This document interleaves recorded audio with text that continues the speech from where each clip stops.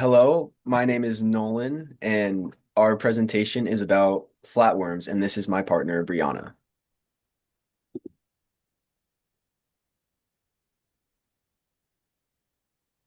Um, the scientific name of flatworms is phylum Pla Platyhelminthes. They are soft-bodied, flattened shaped, um, trioploblastic ac acolomates, which means they possess three embryonic tissue layers: the endoderm, mesoderm, and ectoderm. They lack a body cavity, and there is a mesen mesenchyme me mesenchyme in the space between organs, and they have a bilateral system, which means they have a left side and a right side. And 80% of flatworm species are parasitic. There are three important subgroups that we're going to go over. They are the planarians, the flukes, and the tapeworms.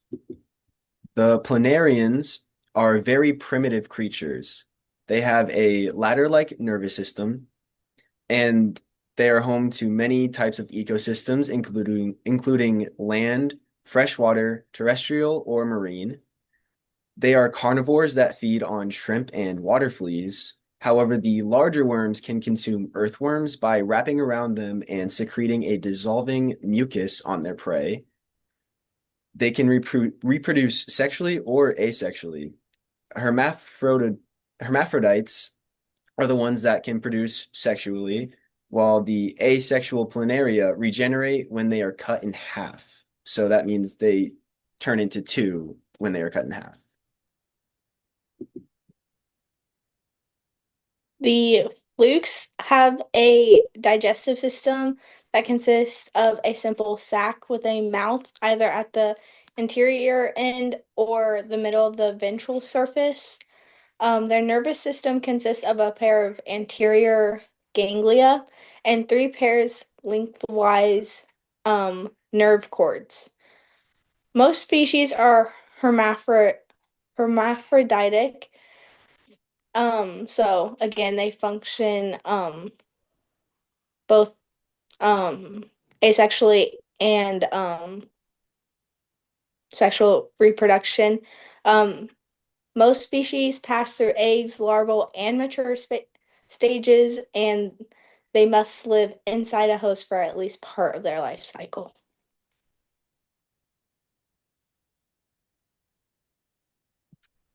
Tapeworms are endoparasites, which means they live inside another organism. They attach to the intestinal wall of their host using suckers or hooks called scolex on their head. Uh, this exhibits evolutionary specialization to live inside hosts with minimal infrastructure and yet reproduce prolifically. And tapeworms generally have complex life cycles involving one or more intermediate hosts before reaching the final host where sexual reproduction occurs. Evolutionary history. As Earth's atmosphere gained more oxygen over time, organisms evolved to use oxygen for energy, while other organisms continue to survive without it. So flatworms can do both, depending on how much oxygen is around or what stage of life they're in. And since flatworms don't have blood or a circulatory system, they get oxygen by letting it diffuse or pass directly through their skin or thin body surface. This means that the outer layer of their body uses oxygen while the deeper parts work without it. And when they use oxygen, flatworms produce a chemical called hydrogen peroxide, something that can be harmful if it builds up. And most animals remove this using an enzyme called catalase, but parasitic flatworms don't have that enzyme. Instead, they rely on other enzymes like superoxide dismutus, um, glutha, glutathione peroxidase, and peroxyredoxin to protect themselves from oxygen-related damage. These enzymes are mostly found in the outer layer or the tegament. Overall, parasitic flatworms have evolved special ways to switch between oxygen-rich and oxygen-poor environments during their complex life cycles. Their ecological significance. So flatworms are used in estuaries or places where fresh water from rivers meet salt water from the ocean can help indicate the health of the ecosystem in that area. Some flatworms are parasites, and parasites of all sorts are essential to most food webs. In fact, some make up the majority of biomass in food webs. And like many organisms, flatworms in the right environment can help the ecosystem. However, the wrong environment, flatworms can harm them. And just some topics of interest. Parasitic species remain a major global health concern, especially in areas like Africa and Asia, which infections or schistosoma infections affect over 200 million people in Tena- Tenia.